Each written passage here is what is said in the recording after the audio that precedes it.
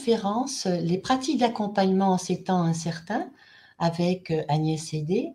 Cette conférence est organisée dans le cadre du programme de professionnalisation Parcours Pro. Donc avant de démarrer, 2-3 éléments d'information.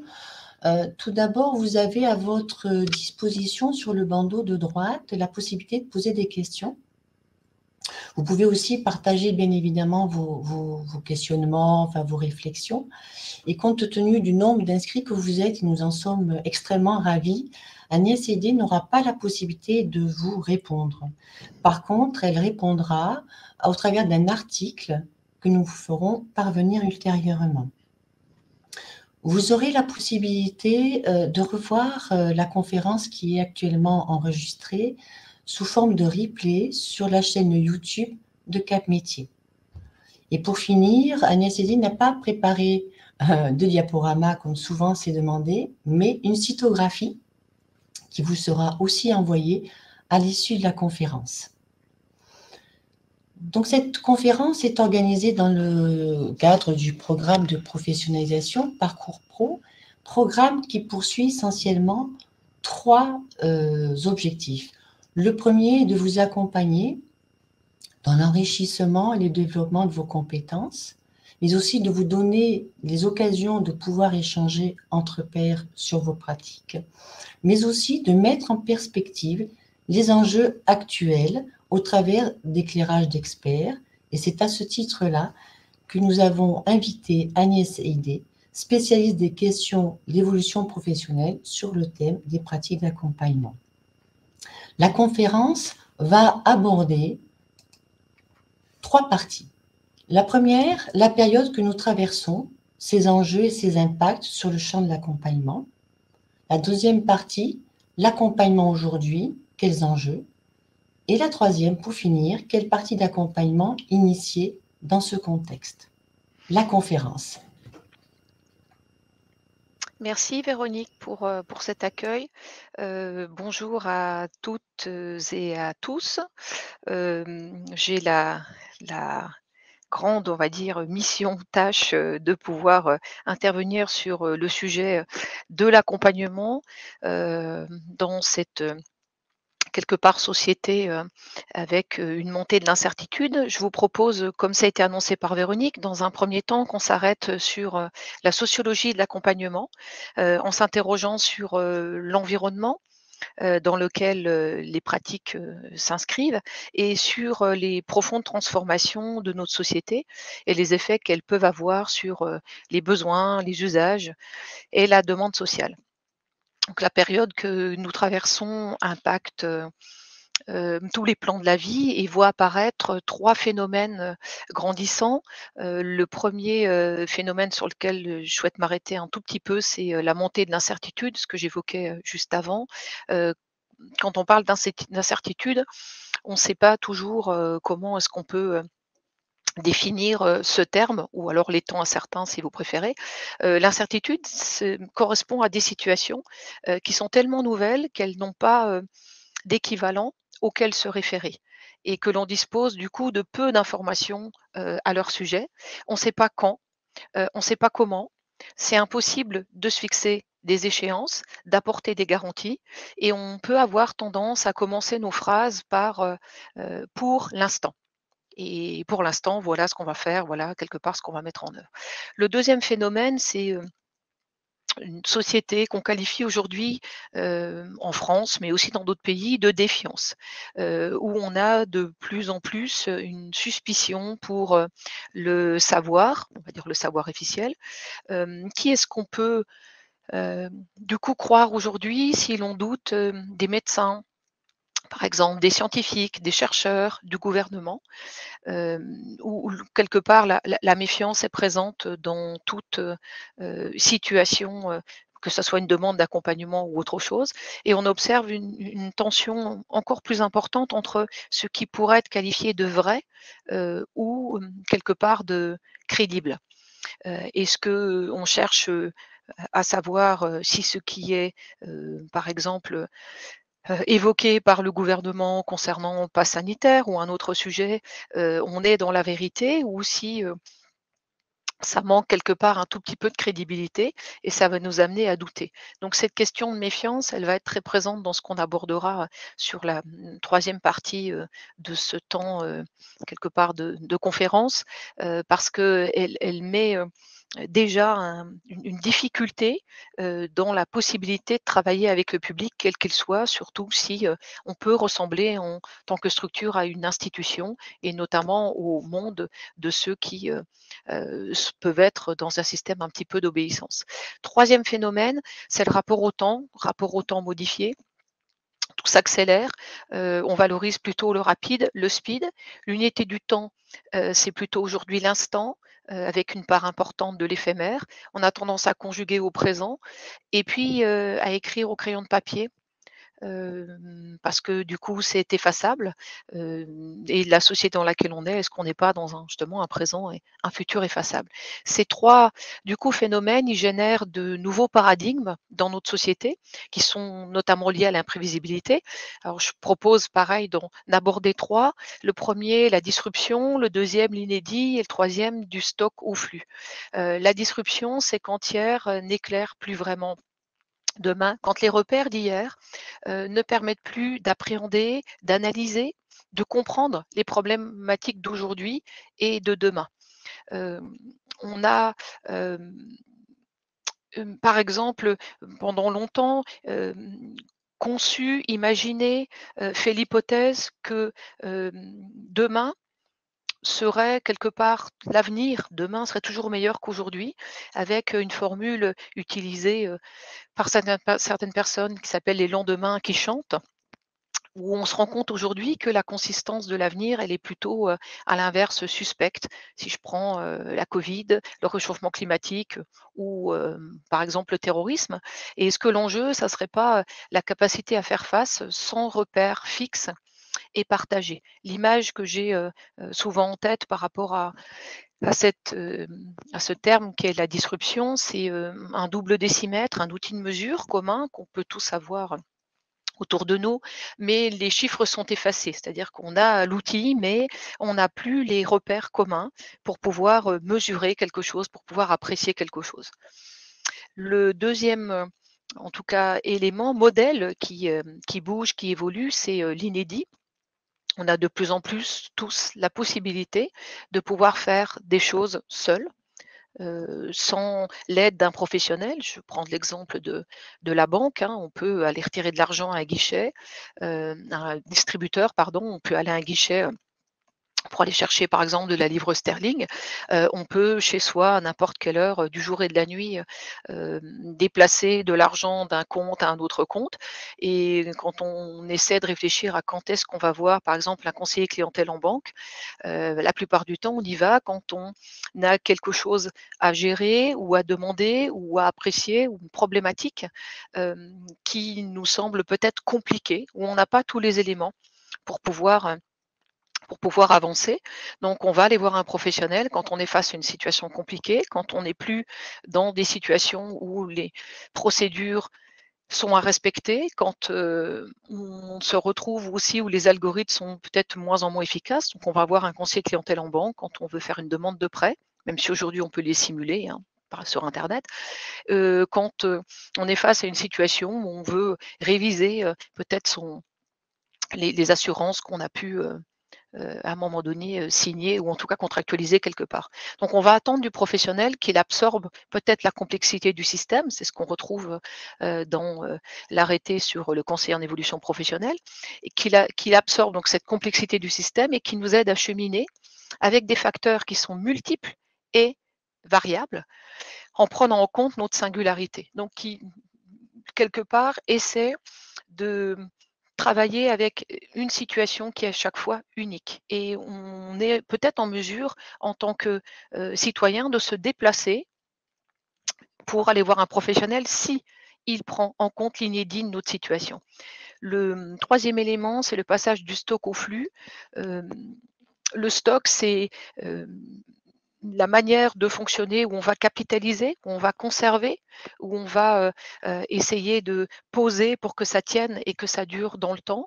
On voit qu'on passe donc du stock au flux. La logique de flux, si je peux l'illustrer, c'est le mouvement, c'est le présent. Le flux, c'est quand vous utilisez Netflix, quand vous utilisez Deezer.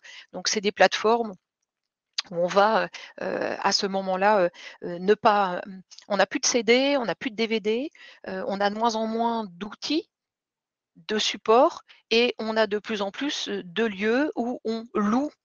Donc, quelque part, l'illustration peut-être la plus marquante sur le passage du stock au flux, c'est la location, par exemple, des voitures où on achète de moins en moins de voitures, mais on loue. Et c'est quoi louer? Ce n'est plus acquérir, posséder. Louer, c'est financer un usage, et un usage qui est lié à une activité, hein. Ça peut être louer une perceuse parce qu'on en a besoin sur un week-end, et de moins en moins dans des logiques où on va stocker, acheter l'outil, le stocker et l'utiliser quand on en aura besoin. Donc ça, ces usages, ces nouveaux paradigmes modifient du coup les usages et questionnent la manière d'accompagner. Alors, on peut parler de principe d'intervention, on peut parler peut-être de pratiques d'accompagnement. Si on est dans une situation ou une société beaucoup plus disruptive qui met l'accent sur l'inédit et qui est plutôt dans des logiques de flux, de mouvement et moins quelque part de stock, donc moins de passé mais plus de présent, quelle couleur pourrait prendre l'accompagnement? Et quand on regarde du coup ces évolutions sociétales, il y en a bien d'autres, hein. Je fais juste le pari de poser celles qui impactent plus, de mon point de vue, les pratiques d'accompagnement. On pourrait aussi aborder le monde du travail qui est bouleversé, les vulnérabilités nouvelles. Tous ces éléments impactent la demande sociale, les besoins, les attentes et bien évidemment les usages. Je voudrais m'arrêter du coup sur l'incertain qui amplifie les difficultés de chacun et qui modifie la manière dont peut-être on souhaiterait cheminer. Euh, le premier point, c'est que cette société dans laquelle on vit, avec une montée de l'incertitude, génère plus d'anxiété pour une grande partie de la population, plus de découragement, voire du ressentiment, une plus grande peur par rapport à l'avenir, voire un sentiment d'impuissance qui pourrait avoir tendance à paralyser et empêcher du coup de se lancer ou de tenter quelque chose pour améliorer sa situation. Bien évidemment, à côté de cette tendance générale, il y a les riscophiles, c'est-à-dire que ceux qui considèrent que, au regard de ce qu'on vient de vivre pendant 1 an et demi, on aurait plutôt intérêt à profiter de la vie et à tenter des choses, ce qui fait que vous pouvez peut-être recevoir des personnes qui ont à la fois des projets, des idées, des intentions qui paraissent un peu folles, qui paraissent peut-être un petit peu décalées par rapport à la réalité, mais c'est aussi le pendant de la société peut-être qu'on a qualifié, en tout cas sur mes premiers propos. Le deuxième élément qui concerne l'évolution des besoins et de la demande sociale, c'est une motivation et un engagement qui sont plus aléatoires ou plus impulsifs. Il vous est peut-être déjà arrivé de proposer à un groupe de personnes, de bénéficiaires, d'être présents sur un forum, un atelier ou autre chose, et puis ils disent oui, il n'y en a que quelques-uns qui viennent. On voit qu'on a un engagement donc plus impulsif, mais c'est surtout un engagement qui est lié aux éléments du présent et moins dans une logique de projection. Le troisième point, c'est qu'on est sur des parcours projets de plus en plus rares, avec du fait d'une faible prévisibilité, pardon, d'aléas fréquents et des difficultés de mise en œuvre, ou peut-être que tout ne se passe pas effectivement comme prévu, avec des actes des usagers, des citoyens un petit peu plus opportunistes, un petit peu plus adaptatifs, donc au plus près du territoire, en essayant de repérer peut-être les occasions pour eux et moins dans une dynamique de, de jet vers l'avant, notamment sur du long terme. Et on a des usages qui évoluent, donc quelque part, 3 points, 3 éléments en ce qui concerne les usages. La place du tiers, euh, à mesure qu'augmente la méfiance à l'égard peut-être des institutions, pour le dire au sens large, il y a une méfiance aussi à l'égard de l'expert, EXPERT, qui se développe. Et le pendant de cette méfiance, c'est une confiance un petit peu plus marquée à l'égard des pairs, PIRS, ceux qui me ressemblent, ceux auprès de qui je pourrais m'identifier, et des experts, EXPIRS, donc ceux qui me ressemblent mais qui sont surtout déjà passés par là, qui ont un vécu et qui peuvent peut-être en parler, avec un point important du coup sur la recommandation, dans la prise de décision ou la cooptation dans la prise de décision. On le voit aujourd'hui sur différents sites, différents usages, que ça soit Airbnb, que ça soit sur Vinted par exemple, que ça soit, je ne sais pas, sur leboncoin.fr, peu importe, hein, où on a une note attribuée à la personne, soit qui troque, soit qui propose ses services. Et quelque part, cette note, elle est délivrée par ceux qui ont bénéficié du service, quel qu'il soit, et qui à ce moment-là renvoient, oui, c'est bon, vous pouvez lui faire confiance. Alors, on sait bien que ça peut être tronqué, qu'il peut y avoir tricherie, mais on voit l'importance. Comment je pourrais dire, de ceux qui ont vécu dans les décisions, l'importance de leur avis, de leurs opinions, dans les décisions de tout chacun, de tout à chacun, de la vie quotidienne comme des situations d'évolution professionnelle ou de reconversion. Le deuxième élément, c'est l'importance et la place de la forme. Pendant plusieurs années, on a beaucoup réfléchi au fond d'un bilan de compétences, le fond, c'est-à-dire que ce qui, en tout cas la profondeur du service. On voit qu'aujourd'hui, une grande partie des usagers, si on regarde, je reprends le bilan de compétences dans le cadre du CPF, je peux reprendre la formation aussi dans l'usage par les citoyens de leur CPF, une sélection du service qui est moins par le contenu et un petit peu plus par la forme. La forme, c'est quoi? La forme, ça peut être les modalités, le temps imparti par rapport au service qui est proposé, le lieu, le mode de relation, les médias utilisés. Donc quelque chose qui est moins sur le quoi et un petit peu plus sur le comment. On y reviendra dans la fin de la matinée. Et le dernier élément sur lequel je souhaite m'attarder, c'est que l'arrivée effectivement d'internet, c'est pas nouveau, mais l'usage du numérique, du digital modifie l'accès à la ressource, l'accès à l'information, l'accès à la connaissance qui est du coup facilité, et la valeur ajoutée de l'accompagnement est moins de donner ou d'apporter de l'information, ça se déplace du coup du côté de la médiation et beaucoup moins du côté du savoir.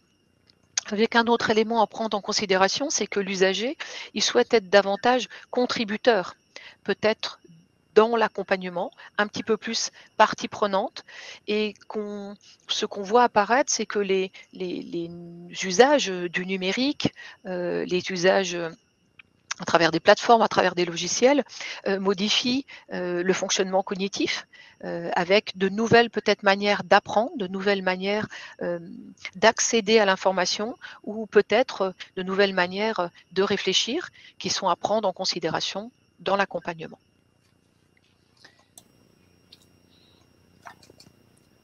Du coup, je me demandais, poser la question sur l'accompagnement est sans cesse évoqué ce matin, mais est-ce que nous sommes vraiment clairs avec ce concept? Alors, est-ce qu'on est au clair avec le concept? On pourrait prendre un petit temps effectivement pour s'interroger sur c'est quoi accompagner, c'est quoi l'accompagnement dans ce contexte. Ce qui va être important, c'est du coup dans ce contexte, c'est pas l'accompagnement en général, hein. Il y a eu multiples travaux sur ce qu'est l'accompagnement. Il y a eu effectivement un très beau projet Erasmus sur l'accompagnement dans les différents pays européens, de quoi on parle. Ce qu'on va essayer de voir, ce que je vous propose en tout cas, c'est peut-être d'identifier quels sont aujourd'hui les objets de débat, les enjeux sur l'accompagnement dans le contexte dans lequel nous nous situons.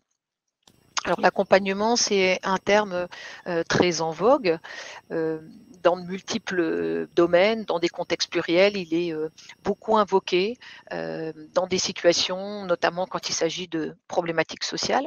C'est une notion qui n'est pas clairement définie aujourd'hui. Il n'y a pas une définition de l'accompagnement. Elle est aussi une notion qui est sujette à multiples interprétations, qui est faiblement définie juridiquement, qui s'articule plutôt entre le conseil et la médiation. Même si du coup l'accompagnement intègre tous les paradoxes de notre société, je vous propose un petit essai de définition très, très large, hein, quel que soit le public que vous accompagnez, quel que soit l'objet de l'accompagnement. On pourrait peut-être se dire que l'accompagnement, c'est permettre à quelqu'un de faire quelque chose qu'il ferait plus difficilement tout seul, avec l'idée de cheminer avec, en référence du coup à l'autonomie du sujet et à sa capacité à agir. Donc c'est permettre à quelqu'un de faire quelque chose qu'il ferait plus difficilement tout seul, dans le but qu'il puisse peut-être cheminer en toute autonomie. C'est quelque part une articulation entre un étayage, un soutien. On amène aujourd'hui en synonyme de l'accompagnateur, un facilitateur. Certains préfèrent un catalyseur, voilà, peu importe le terme qu'on utilise. Et Maëla Paul, qui a beaucoup travaillé sur du coup la notion d'accompagnement et notamment les postures d'accompagnement, amène deux termes. Elle dit c'est être avec et aller vers. Donc je ne veux pas revenir sur l'étymologie, mais être avec, aller vers, avec cette intention de progrès. C'est-à-dire qu'elle permette à la personne de pouvoir progresser dans sa situation, dans peut-être ses compétences si on veut, mais quelque part de pouvoir progresser. C'est à peu près consensuel hein, sur cette, on va dire, cette définition. C'est peut-être pas là que se trouvent les objets de débat. Donc quand on regarde un petit peu ce qui peut faire polémique, on a deux axes hein, polémiques liés aux enjeux de l'accompagnement. Et ces deux axes polémiques, ils influencent les pratiques d'accompagnement tout autant que les gestes professionnels. Le premier du coup axe polémique, c'est le regard que l'on peut porter sur la personne, c'est-à-dire la conception qu'on a de l'être humain. Donc plutôt peut-être une dimension assez philosophique. L'entrée qui a été et qui est encore beaucoup privilégiée aujourd'hui, c'est l'entrée par les freins, l'entrée par les manques de la personne, l'entrée par les défaillances, l'entrée par ce qu'elle n'aurait pas, comme si les personnes étaient quelque part réductibles aux difficultés qui sont les leurs et que la fonction de l'accompagnateur, ça serait de chercher à lever ces freins, à combler les manques et à essayer de trouver le moyen de pallier aux défaillances de la personne. C'est une entrée qu'on pourrait qualifier de prise en charge. C'est un petit peu l'accompagnement sous une couleur qui serait plutôt, ou une dimension qui serait la prise en charge.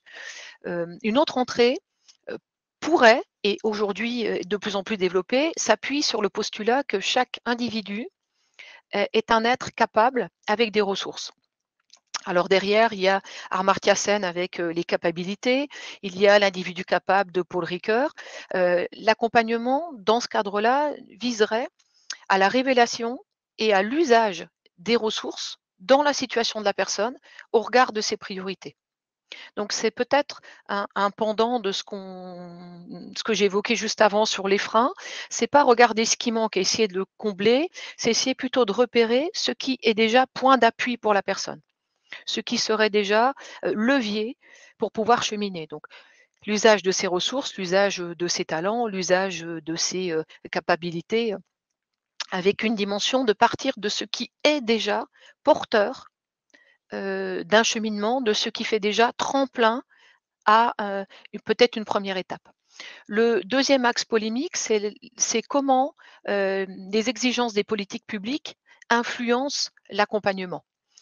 Une grande partie des dispositifs d'accompagnement, des services d'accompagnement sont financés directement par, on va dire, des finances publiques, voire quelques finances privées. Je ne sais pas comment, du coup, on peut situer le CPF avec on va dire un réceptacle qui est la Caisse des dépôts. Mais du coup, pour les institutions, pour les financeurs, l'accompagnement, il s'appuie au moins sur trois fondements. Il y en a plus, mais je voudrais juste livrer ces trois fondements.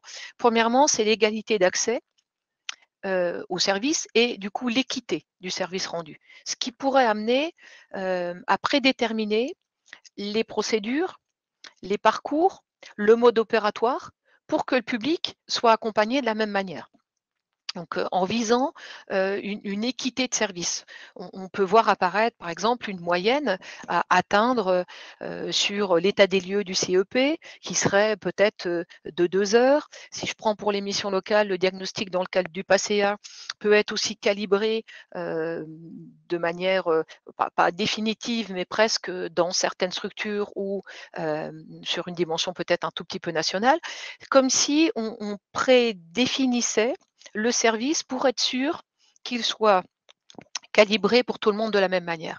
Le deuxième élément, c'est qu'une grande partie, on va dire, des politiques publiques estiment que le professionnel de l'accompagnement est un expert qui sait, celui qui sait, hein, et qui doit proposer, prescrire, peut être entendu comme un gros mot, mais je le garde quand même, ce qui est bon pour la personne, en essayant de la convaincre d'y aller avec peut-être beaucoup de douceur, comme par exemple d'essayer de développer son appétence pour la formation, parce que on considère qu'effectivement que quelqu'un qui est certifié, quelqu'un qui est formé, quelqu'un qui a des compétences a peut-être plus de chances de pouvoir se retourner, donc trouver du travail ou en tout cas cheminer sur le marché de l'emploi actuel. Avec une finalité qui est souvent imposée par les dispositifs. On parle souvent, par exemple, de sortie positive, quelle que soit du coup la personne qu'on reçoit, et tout ça dans un timing qui peut être défini à l'avance. Les prestations, troisième élément, les prestations d'accompagnement, elles doivent aussi peut-être amener les publics plutôt vers les métiers en tension, les métiers porteurs.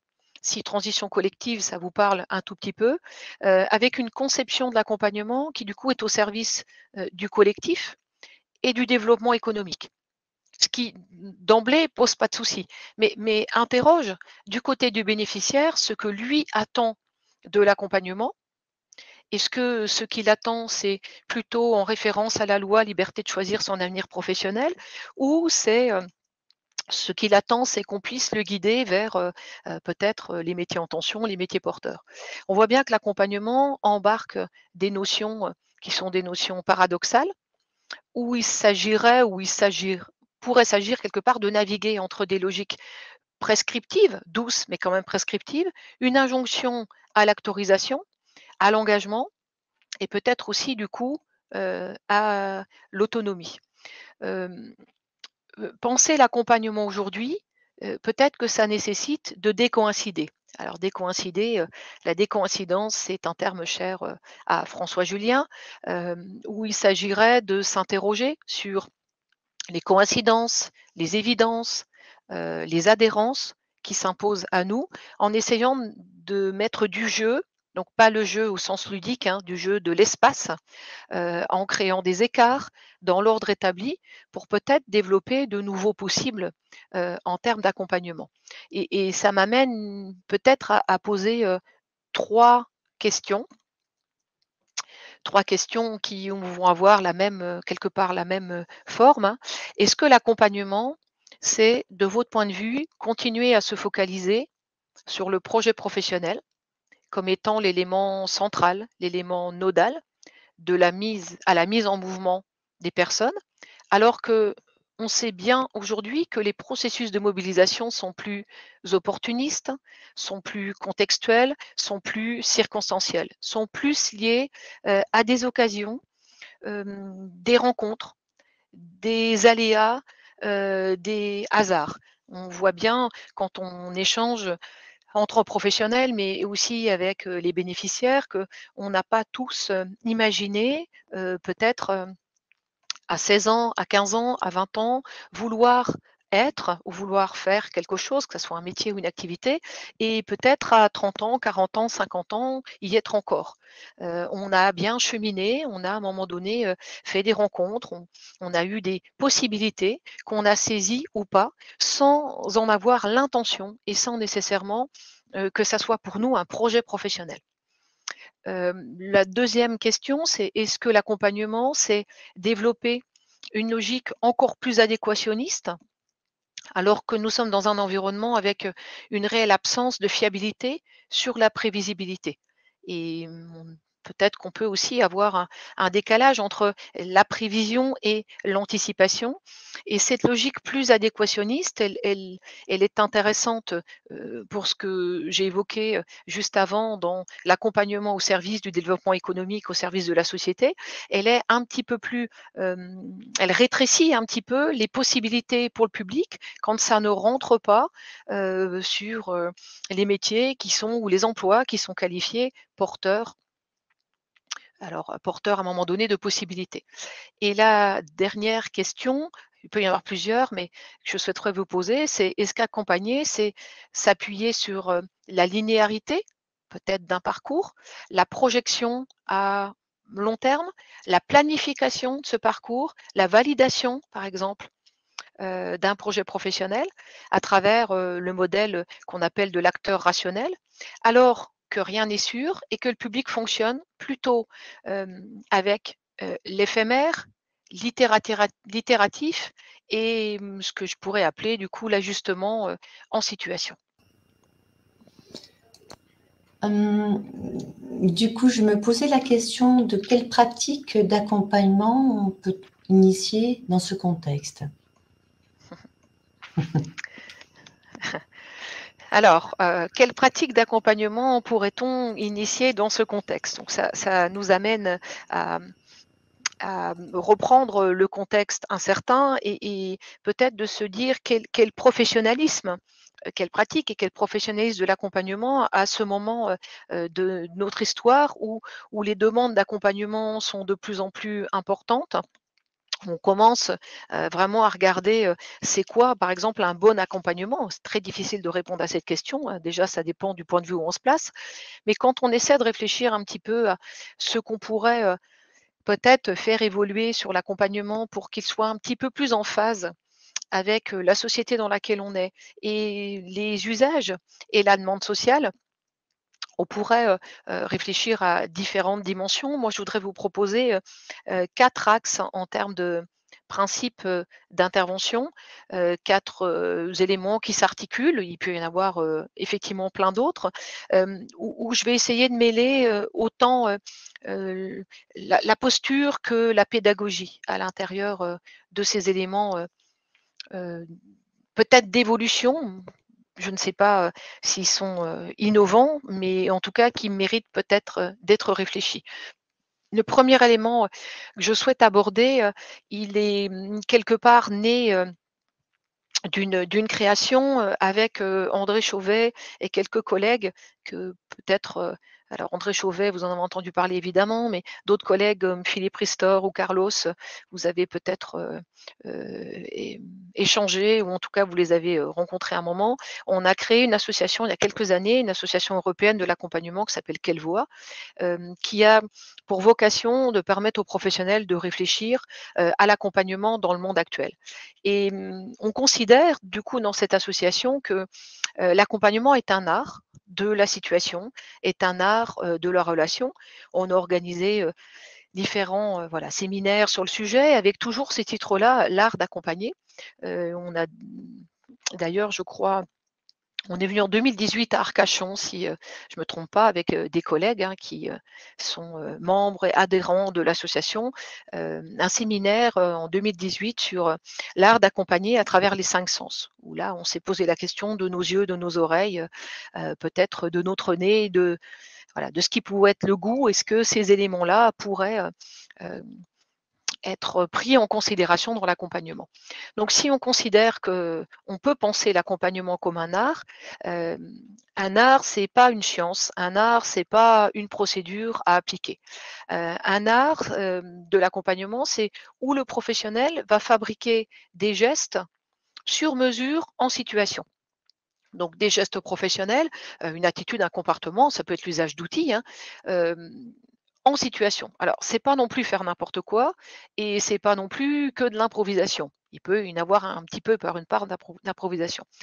Il s'agit du coup de faire ce qui convient dans la situation de la personne, parce que c'est elle, cette personne-là, compte tenu du coup de ses priorités. On peut avoir tendance, dans certaines démarches qualité, on nous demande d'ailleurs de pouvoir préciser ce qu'on envisage de faire avec la personne avant de la recevoir. Ben, c'est comme si on donnait la réponse avant la question. On ne peut pas prédéterminer les moyens ou les modes opératoires avant d'avoir rencontré la personne. Mais pour la première rencontre, comme pour la deuxième, comme pour la troisième. Donc, quand dans certains dispositifs, il faut qu'on puisse formaliser des parcours, je prends l'exemple du passé en mission locale, je peux prendre l'exemple de prestations, par exemple financées par Pôle emploi, où on va attendre qu'il y ait quelque part une liste, une trame, un process affiché avec la personne, alors qu'on ne sait pas encore dans quelle situation elle est, comment elle vit la situation dans laquelle elle est, qu'on ne sait pas non plus encore quel est son rapport je ne sais pas, à l'autonomie, comment elle a déjà vécu des situations passées délicates ou pas, si elle est en situation de souffrance ou pas.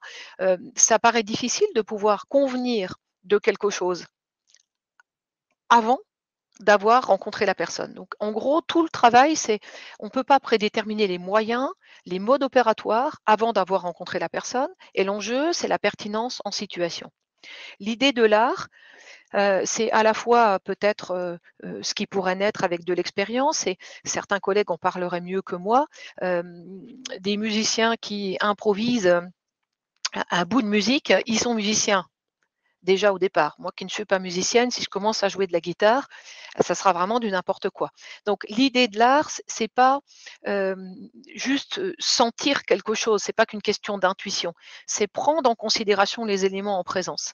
C'est vraiment se dire dans ce qui se joue là maintenant, qu'est-ce qui paraît opportun pour la personne? Qu'est-ce qu'on va choisir comme outil, comme technique, comme approche, peut-être comme lieu, on y reviendra tout à l'heure, pour que ça puisse lui permettre déjà de se sentir bien où on est et de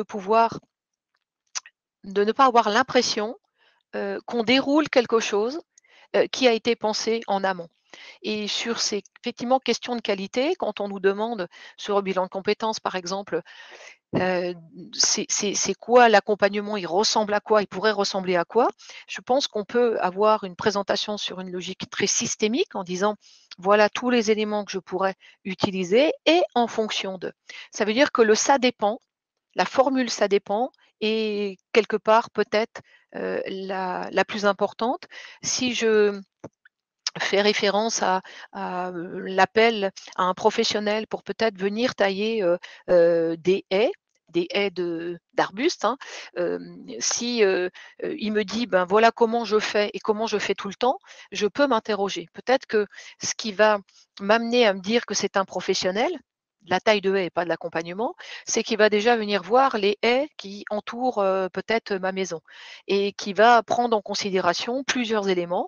Est-ce que ce sont des haies, qui perdent leurs feuilles ou pas?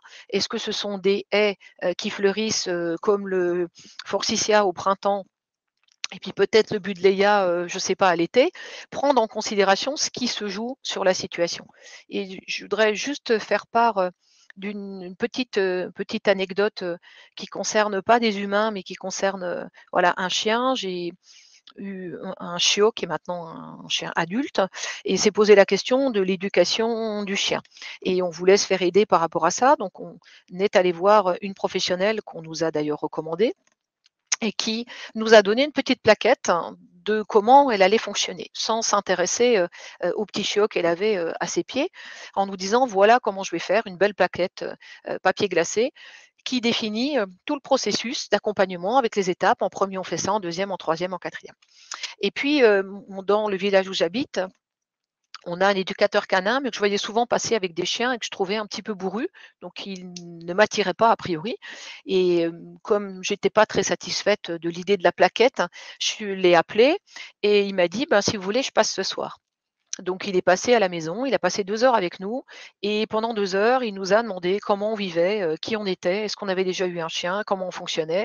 Il a empoigné le chiot, sous toutes les coutures et il nous a dit: «Ben, écoutez, je vous propose, une manière de fonctionner qui, du coup, est propre à votre situation». Donc c'est une anecdote, mais qui est réelle et qui renvoie, que peut-être ce qu'il a mis en œuvre lui, c'est une forme d'art de l'éducation canine, où il est parti, peut-être de ceux qui allaient éduquer en repérant comment on fonctionne, quel est notre rapport aux animaux, qu'est-ce qu'on attend, qu'est-ce qu'on souhaite. Moi, je lui avais dit quelque chose qui m'a semblé important, c'est de pouvoir aller courir avec mon chien dans la forêt sans laisse et qu'il puisse, ben, peut-être, que je puisse être en confiance et quand je croise quelqu'un en vélo, en VTT, que ça pose aucun problème.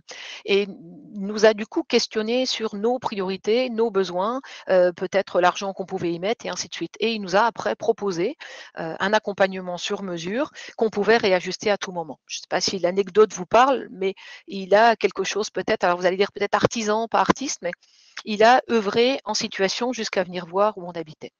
Le deuxième point sur lequel je souhaite aller, c'est le point sur lequel j'interviens. Je suis intervenue l'année dernière sur des formations pour Aquitaine Cap Métier sur du coup l'agilité dans l'accompagnement. Donc, est-ce qu'on ne pourrait pas introduire davantage d'agilité? Alors, l'agilité, c'est un terme qui est utilisé à toutes les sauces aujourd'hui. On parle de management agile, on parle d'agilité dans l'enseignement. Donc, c'est un peu présent partout. Quand on en parle dans l'accompagnement, qu'est-ce que ça pourrait nous évoquer? Donc, on pourrait s'appuyer sur 3 notions. La première notion, c'est le fait de se mouvoir rapidement. Donc, quand on parle d'agilité, c'est peut-être un élément sur 3 branches, hein, un arbre avec 3 branches, se mouvoir rapidement avec l'idée quelque part de la réactivité, de la réaction rapide, l'idée de la souplesse. Si vous tapez agilité sur internet, en tout cas, n'importe quel moteur de recherche et que vous allez sur les images, dans les 10 premières images, il y aura au moins, un éléphant, sur un fil, qui a juste un pied sur un fil et qui tient, dans sa trompe une ombrelle, un parapluie, peu importe ce que c'est, où là, on va être plutôt sur l'idée, effectivement, de la souplesse, de l'élasticité, de la plasticité. Puis le troisième élément qui me semble important et qu'on oublie souvent, c'est le maintien des équilibres. C'est-à-dire que l'idée de l'agilité, c'est pas le grand chamboulement. C'est pas nécessairement, complètement, tout faire, bouger dans sa situation, mais peut-être plus être dans une dynamique de petits pas, de petits changements, de réajustements. Je ne sais pas si vous avez entendu parler d'une émission qui va, arriver, je ne sais pas si c'est sur M6, mais avec Stéphane Plaza, qui s'appelle «Tout changer ou déménager». Et cette émission s'appuie du coup sur un principe de l'agilité. Peut-être que je suis pas les 3 chez moi, peut-être que on a commencé, à retaper, à rénover une maison et ça fonctionne pas, on se pose plein de questions. Mais, la réflexion de l'accompagnement, c'est aussi ça, c'est-à-dire que est-ce que quand quelqu'un arrive avec un projet, avec une volonté de se reconvertir, c'est peut-être du déménagement. Et puis peut-être qu'avec une grande partie des personnes qu'on accompagne, il s'agit de les aider à réagencer leur vie, à réaménager avec un peu le grand courant du home staging. Alors moi, je resterai plutôt sur le live staging, puisqu'on va être sur la vie, mais quelque chose qui est de réajuster, réaménager dans sa vie des éléments, donc faire bouger. Donc plutôt avec un maintien des équilibres et pas les grands changements, les grands, quelque part, mouvements, perturbations. L'agilité, ça intègre, du coup, l'idée de chemin et de scénario et un petit peu moins de projet. Quand on est sur, la dimension projet, un jet vers l'avant, c'est essayer de se voir quelque part plus tard, alors que l'idée de scénario et de chemin, c'est du bout de ses pieds, quel est le premier pas que je pourrais faire et ce que va donner ce premier pas va peut-être indiquer le pas qui va suivre. Avec une formule, d'André Chauvet qui est, «La marche pour chemin, opposée à nul vent n'est bon pour celui qui ne sait où il va». Alors le but, c'est pas d'opposer, mais l'agilité, c'est faire un petit peu plus confiance au chemin, au scénario. Tenter quelque chose, voir ce que ça donne et puis ajuster au fur et à mesure. Le deuxième élément, qu'intègre, l'agilité dans l'accompagnement, c'est la régulation. Donc, un appui moins important sur la planification, sur les plans d'action, mais plus sur la régulation. La régulation étant le regard sur ce qui se passe qui me permet peut-être de retenter autre chose différemment. Donc chaque carrefour, hein, chaque, tentative est du coup un carrefour. La réversibilité possible, j'ai évoqué tout à l'heure très rapidement la motivation et l'engagement aléatoire. On se rend compte que pour une partie de la population, si on peut tester sans s'engager, si on peut aller voir sans être obligé, peut-être de s'inscrire, si on peut tenter quelque chose sans que, ça soit durable et qu'on soit obligé d'aller plus loin, peut peut-être plus facilement permettre de cheminer et avancer. Donc il n'y a pas une réversibilité possible tout le temps. Il peut y avoir des conséquences à la réversibilité. Mais travailler sur la réversibilité dans l'accompagnement, c'est, faciliter la mise en route, c'est faciliter, l'action de se lancer, tout en travaillant peut-être sur le 4e point qui est le risque acceptable. Plus on est dans une société de l'incertitude, une société de méfiance, plus le risque est présent. Est-ce qu'on peut faire du risque un objet de travail sans que ça soit quelque chose de négatif, sans que ça soit quelque chose qui, soit anxiogène? Toute situation aujourd'hui pourrait être risquée, hein. On voit, dans les supermarchés des personnes qui appellent, leur conjoint ou leur entourage en disant, «Je ne sais pas, je suis devant les pâtes, lesquelles je choisis?» Et choisir les pâtes devient risqué, donc on se rend compte aujourd'hui que le choix, la décision, l'engagement sur quelque chose, voire simplement l'intention, une idée, peut générer du risque. Comment on travaille sur le risque acceptable pour la personne? Et sur, l'agilité, du coup, le dernier point qui me semble, peut-être important, c'est, qu'est-ce que ça va nécessiter du côté des personnes? Il faudrait qu'on les aide à quoi? Qu'on leur permette, quoi? Si on est moins sur le projet, moins sur la planification, moins sur des engagements sur du long terme, peut-être d'apprendre à veiller. Alors, pas veiller tard le soir, hein, veiller, être en veille, observer ce qui se passe autour de nous.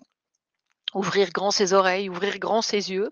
Une petite formule, je crois, de Denis Pelletier, sur l'orientation éducative est en écoute active.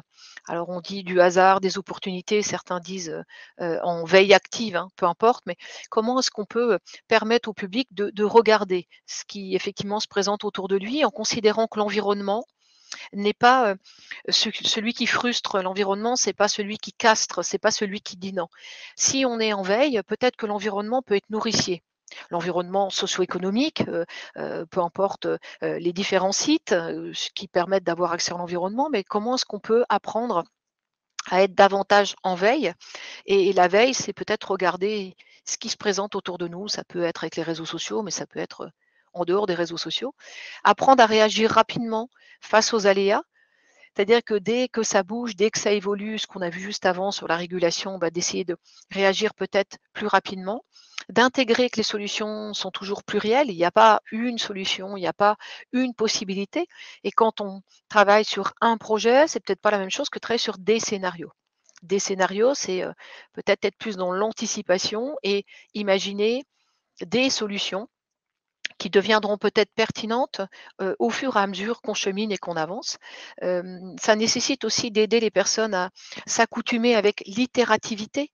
Alors l'itérativité, c'est quoi? C'est les allers-retours entre les choses, c'est les essais, erreurs, je reviens, c'est un peu game over, si je peux, l'évoquer comme ça, de s'accoutumer avec la non-linéarité, avec, les étapes qu'on a eu l'habitude pendant des années de mettre en place. Tant que tu n'as pas fait l'étape A, tu peux pas faire la B.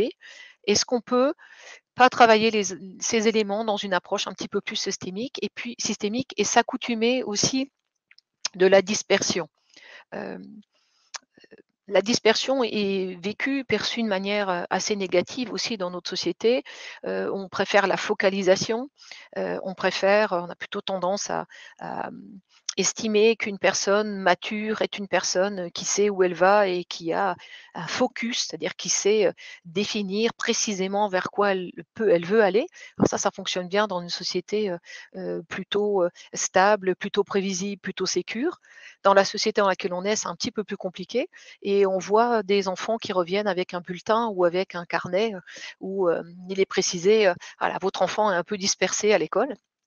Donc c'est plutôt vu de manière négative. Or la dispersion, c'est, vraiment un usage, un mode de fonctionnement aujourd'hui et si on est dispersé par rapport à son futur, on aura peut-être plus de possibilités, en tout cas de perception sur les possibles, que si on est focus sur effectivement quelque chose, un sujet, un projet, peu importe, ce qui se présente. Et ça va questionner aussi le regard que peuvent avoir les financeurs qui attendent souvent un projet validé. Je vais l'amener autrement. Dans le cadre, du dispositif démissionnaire, on parle d'un projet, sérieux, réel et sérieux. Alors, réel, on peut peut-être essayer de le définir, qu'est-ce que ça veut dire réel? Est-ce que les personnes viennent avec quelque chose d'irréel? Mais surtout sérieux qui m'intéresse, c'est quoi sérieux? Est-ce que sérieux, ça veut dire qu'on peut justifier qu'il y a des offres d'emploi par rapport au projet que j'ai? Alors tout ça, ça marche pour tous les emplois qui, à un moment donné où il y a du recrutement par rapport aux offres d'emploi. Quand on est sur des processus de recommandation, de cooptation, de réseautage, ben, on a un petit peu peut-être moins d'éléments marqués. Et puis ça voudrait dire aussi, le sérieux, qu'on a maturé et qu'on a un temps de maturation important. On peut se réveiller un matin parce qu'on a vu une émission la veille et avoir une idée, une intention qui pourrait tenir la route, autant qu'une réflexion qui peut-être est une réflexion maturée pendant, plusieurs années, et on a un petit peu de difficulté avec ça. C'est-à-dire que si quelqu'un a une intention qui est pas maturée, on peut se dire: «Ben, son projet, il tient pas la route». Et ça va nous amener aussi à le dernier point, un dernier élément sur lequel je voudrais aller par rapport à l'agilité, c'est permettre au public d'être en mesure à la fois d'associer la stratégie et la tactique. Alors je vais faire référence, au foot. Ça va peut-être pas parler à tout le monde, mais je peux faire référence au sport par rapport à ça, où il y a eu, la semaine dernière la finale, de la d'une coupe, où la France a battu, l'Espagne. Et Didier Deschamps, des journalistes lui ont posé la question, quelle stratégie il comptait mettre en place? Et il a répondu: «Ben, la stratégie que compte mettre en place, dépend de l'équipe, que mettra en place, le sélectionneur d'Espagne». Et le sélectionneur d'Espagne, pouvait par exemple mettre, si ça vous parle, Serge Piqué, en défense, et il n'a pas mis Serge Piqué, il a mis, effectivement un autre défenseur. Donc ça a renvoyé, simplement à Didier Deschamps l'anticipation de sa stratégie. C'est-à-dire qu'en fonction de l'équipe en face, en fonction des ressources que j'ai à disposition, voilà ce que je vais anticiper. Et puis à un moment, notre défenseur central, un de nos défenseurs centraux, mais il jouait à 3, je crois, derrière, Raphaël Varane se blesse. À ce moment-là, la stratégie, elle tient plus. C'est la tactique, du coup, qui se met en place. La tactique, c'est de l'ajustement en situation. Et l'idée de l'agilité, c'est un peu arriver à naviguer entre à la fois la stratégie, qui est une anticipation, qui est quelque chose c'est des hypothèses, hein, qu'on est en train de faire par rapport à une situation, et de l'autre côté, la tactique qui est au présent, donc la stratégie plutôt au futur, projection du futur, et puis la tactique au présent, qui est vraiment de l'ajustement en situation. C'est de pouvoir faire face à ce qui se présente dans la situation dans laquelle on est, quelle que soit la stratégie qu'on a pu quelque part mettre en œuvre. Ben, c'est ces deux éléments qu'on voit vraiment se dessiner aujourd'hui quand on observe comment les personnes fonctionnent, celles qui sont accompagnées et pas accompagnées d'ailleurs, dans une reconversion professionnelle, dans un ajustement. Mon travail me convient plus, me plaît plus. Qu'est-ce que je pourrais peut-être mettre en œuvre? Et ben, si je regarde ce qui se présente autour, peut-être que je vais prendre tel et tel emploi parce que ça m'apportera des éléments qui sont utiles par rapport à ce qui est très mobilisateur pour moi. Le troisième point sur lequel, du coup, je souhaite aller, c'est la réflexion sur l'ingénierie de l'accompagnement. Peut-être qu'on pourrait aussi avoir une réflexion sur une ingénierie de l'accompagnement plus contributive, plus expérientielle. Ça voudrait dire repenser l'accompagnement avec, une ingénierie bien plus souple, hein, effectivement agile, qui prendrait, appui sur la pédagogie. C'est quoi la pédagogie? C'est, remettre, redonner une place importante, aux pairs. Alors c'est pas que le collectif, hein, la pédagogie PAIR, hein, c'est, une pédagogie entre pairs. C'est une pédagogie où les pairs aident d'autres pairs. C'est une pédagogie où on fait ensemble. Alors on peut parler d'intelligence collective si on veut, mais où on remet, la possibilité de la confiance. Puisque si j'ai plus confiance en ceux qui me ressemblent, en ceux qui vivent la même chose ou qui ont vécu la même chose. Comment est-ce qu'on réintroduit, le plus souvent possible et sous des modalités complètement différentes, la pédagogie? En prenant appui aussi sur les stratégies de détour. Les stratégies de détour, ce sont tous les outils, les moyens, les techniques, qui nous permettent de prendre un chemin qui n'est pas direct, qui n'est pas affiché. Donc certains pourraient dire une forme de manipulation pédagogique, mais les stratégies de détour, c'est les outils qu'on peut utiliser, des contes, des BD, des, activités, qui permettent, de réfléchir, autrement, d'amener, comment je pourrais dire? Un cheminement sans qu'il soit affiché directement. Je vais prendre l'exemple de ce que fait une mission locale, de Belfort. dans le cadre de la garantie jeune, avec une sortie extérieure en montagne, donc sur une moyenne montagne avec beaucoup de dénivelé. Et on se pose la question de qu'est-ce qu'on affiche? Est-ce qu'on affiche que cette sortie, ce temps ensemble, c'est pour se rendre compte qu'on peut se dépasser ses limites, alors qu'on vise aussi en même temps l'idée de l'entraide et de l'équipe? Qu'est-ce qu'on affiche? Bah, la stratégie de détour, si on veut pouvoir travailler ces 2 éléments, il faut peut-être pas les annoncer depuis le début. Peut-être qu'il faut, annoncer qu'on va, aller découvrir un espace, qu'on a une mission, je sais pas, à travers cet espace, hein, peut-être, de, récupérer, on est en automne, des feuilles, d'en faire quelque chose. En tout cas, une autre mission et de pouvoir travailler sur le sujet après coup. Donc les stratégies de détour, c'est tout ce qu'on peut mettre en place qui permet à quelqu'un de travailler quelque chose, de réfléchir quelque chose sans s'en rendre compte, sans que ça soit, affiché directement et surtout prendre appui sur des modalités en phase avec les usages du public. Ce que critiquent aujourd'hui, les usagers, qu'ils soient jeunes, adultes, salariés, demandeurs d'emploi, c'est que souvent, ils ont des usages dans leur vie au quotidien et que l'accompagnement ou les pratiques d'accompagnement sont un tout petit peu, en décalage. Je peux prendre, l'exemple, de Doctolib ou quand, je, souhaite prendre un rendez-vous, par exemple, avec un ophtalmo, je vais sur Doctolib et je choisis l'ophtalmo qui est celui que je connais. Si c'est un nouveau, je vais poser effectivement mon rendez-vous. Donc j'accède à un service par un système Doctolib. Ce que réfléchissent aujourd'hui certaines structures, ce qu'on voit apparaître par exemple auprès d'une partie des missions locales, c'est de se dire que peut-être on peut redonner la main au public pour pouvoir se positionner peut-être sur un accompagnement et puis aussi avoir le choix, je vais y venir juste après, le choix de certains, alors ça peut être des ateliers, ça peut être des temps de travail, d'être sur une dynamique un petit peu plus en phase. Alors on a beaucoup, utilisé, les logiques à distance, peut-être utilisées par obligation, au moment des différents confinements. On se rend compte aujourd'hui qu'il y a une réelle réflexion sur, la pertinence ou pas du à distance, à quel moment, dans quel cadre. Donc ça, nous oblige peut-être à réfléchir les modalités qui seraient les plus en phase avec les usages du public et tous les publics n'ont pas les mêmes usages.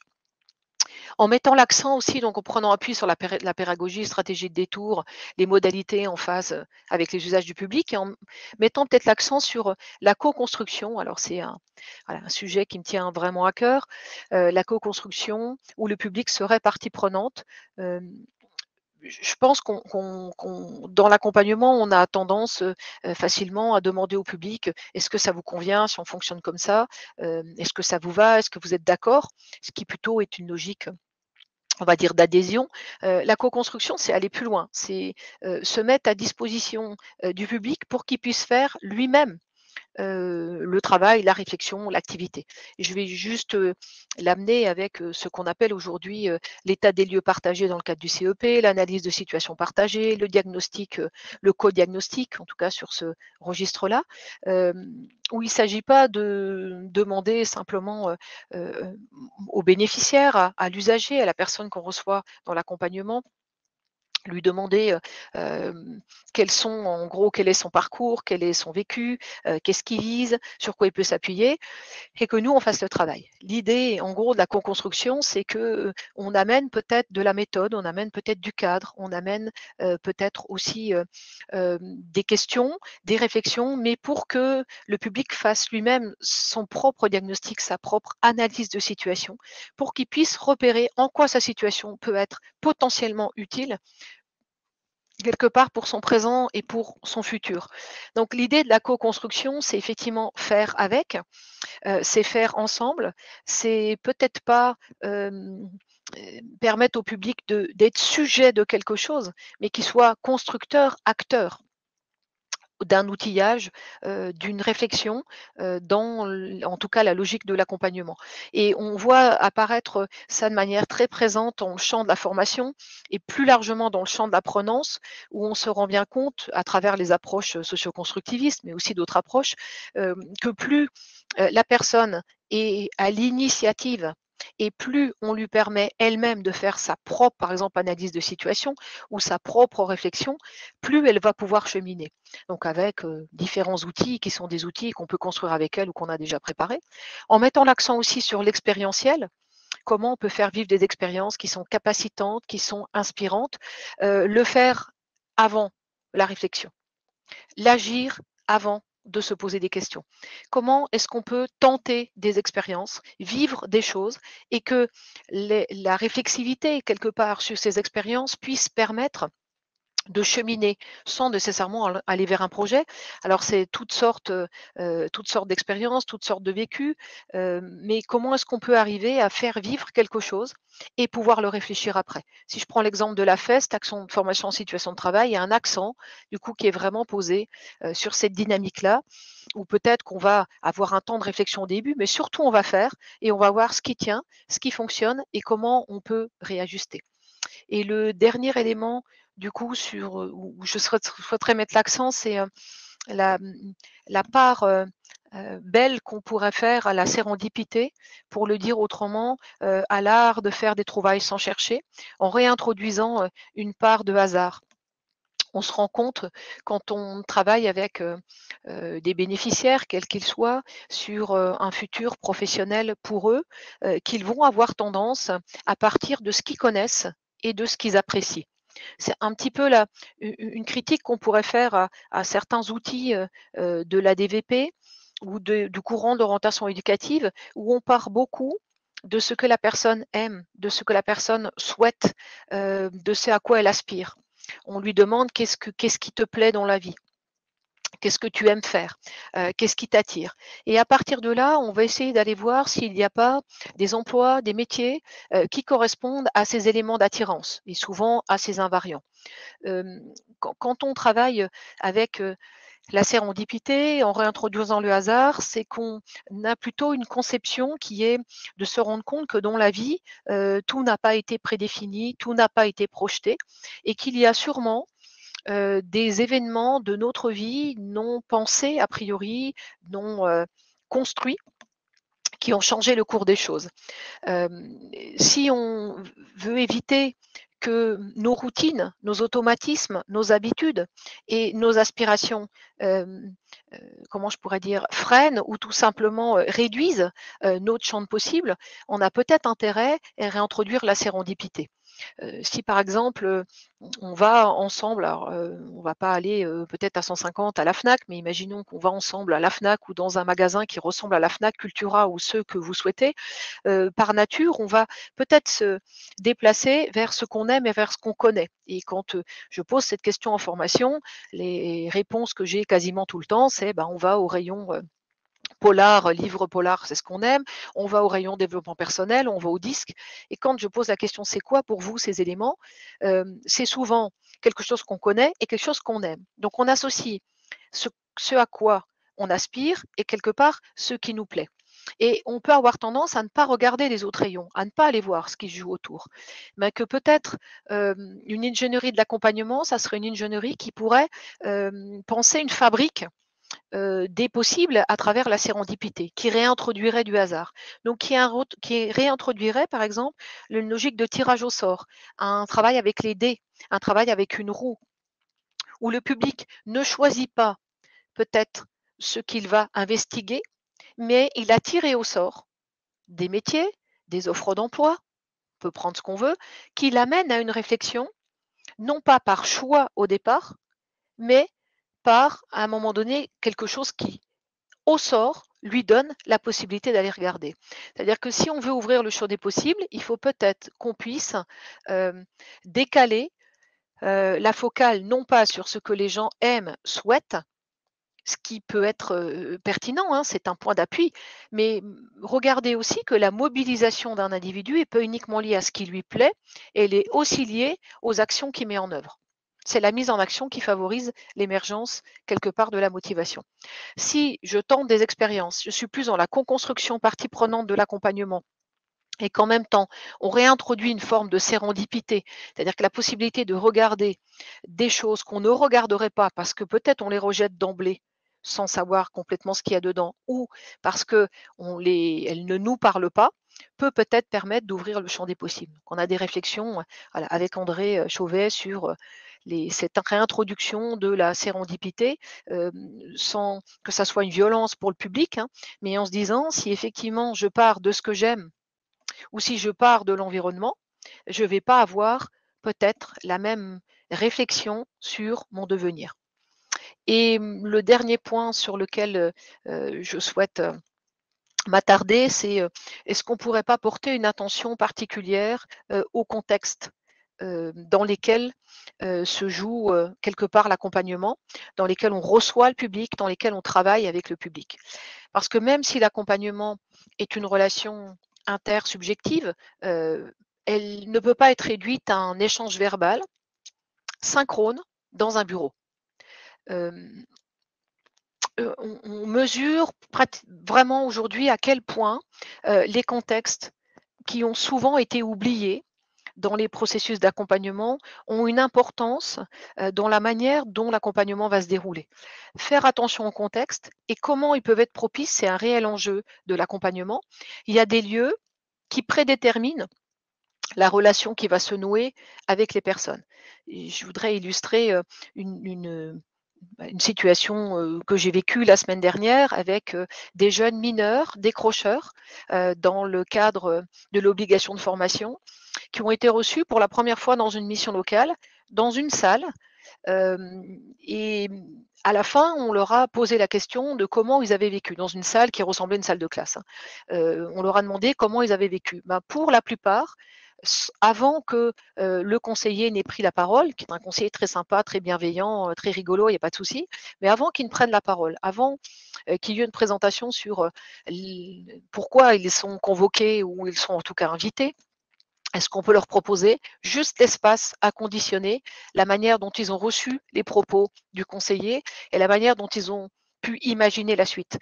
Parce qu'en gros, c'était comme à l'école. Donc, par nature, pour une grande partie de ces jeunes-là, qui avaient entre 16 et 18 ans, le rapport à l'école, pour cette grande partie, était plutôt négatif. Donc, être reçu dans ce cadre-là, déjà, d'emblée, j'ai pas envie de continuer. Je reste parce que je suis plutôt conforme et j'obéis, mais j'ai pas envie de continuer.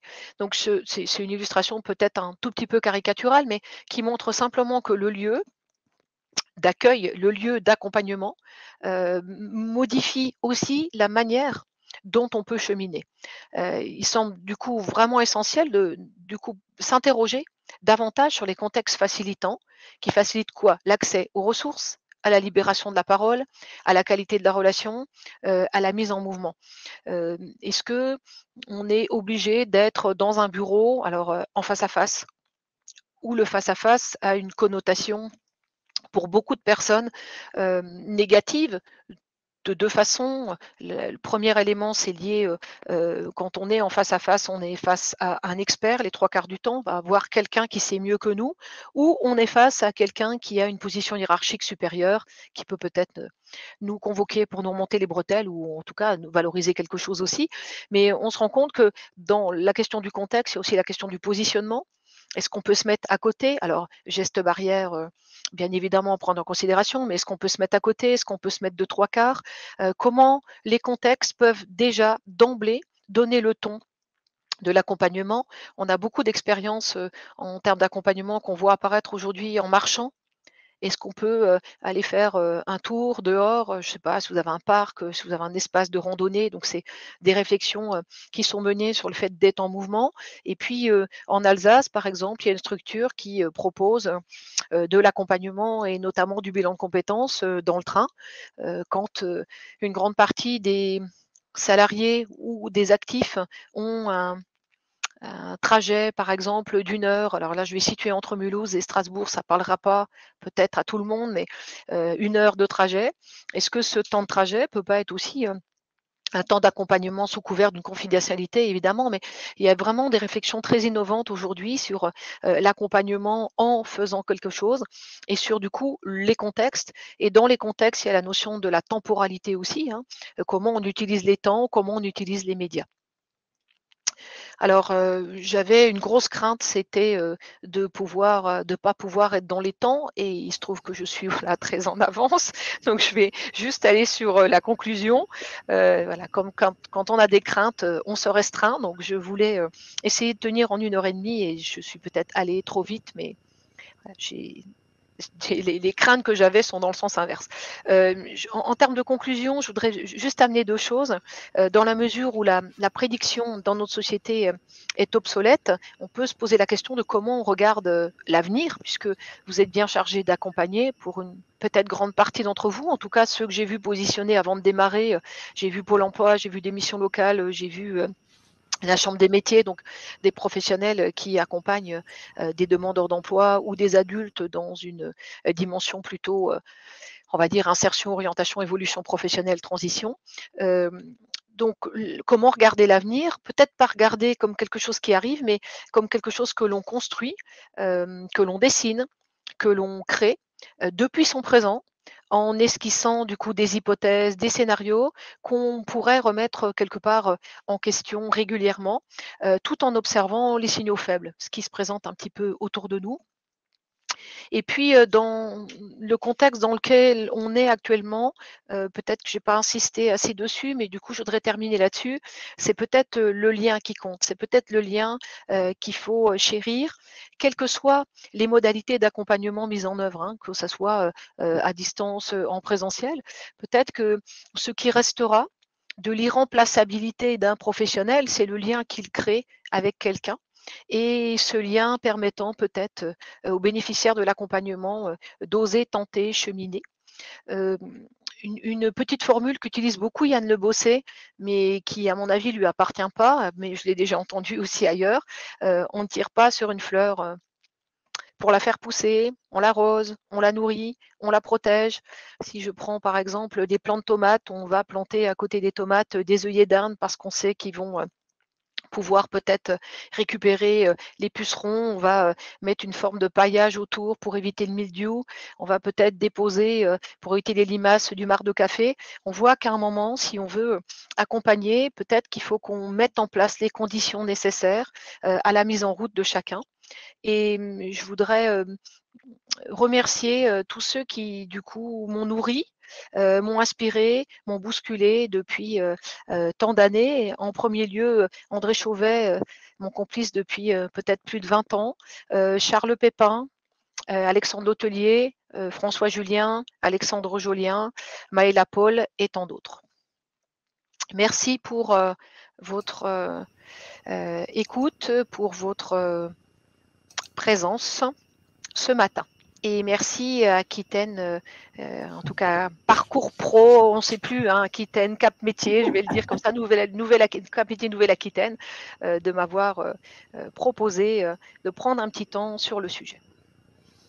Un grand merci en tout cas Agnès pour cette conférence qui met en perspective réflexive, extrêmement condensée, ça c'est sûr. Mais vous aurez la possibilité de revoir cette conférence sur la chaîne YouTube de Cap Métier. Deux petits rappels hein, pour clôturer, c'est qu'en effet, on va vous envoyer la cytographie que vous a préparée Agnès en lien avec évidemment la thématique de la conférence. Donc pas de souci, j'ai vu rapidement hein, sur le fil des questions que c'était souvent demandé. Donc je rappelle, il n'y aura pas de diaporama, mais une cytographie. Et dans la continuité de cette conférence, parce qu'on voit bien aussi que la question du territoire et de la place et du rôle des territoires est quand même relativement présente, je vous rappelle que le 23 novembre, nous organisons une conférence avec André Chauvet sur la coopération comme levier de développement des territoires. Je vous invite réellement à vous y inscrire. C'est le 23 novembre matin et c'est suivi par une demi-journée d'initiation aux méthodes de coopération pour vous accompagner sur ces éléments-là de mise en œuvre de plans d'action partagés sur les territoires. Voilà, je vous remercie tous de votre participation. Je remercie encore Agnès de la qualité de son intervention et de son côté réflexif et mise en perspective dont nous avons extrêmement besoin. Merci à tous et je vous souhaite une excellente journée et au plaisir de vous retrouver prochainement. Merci.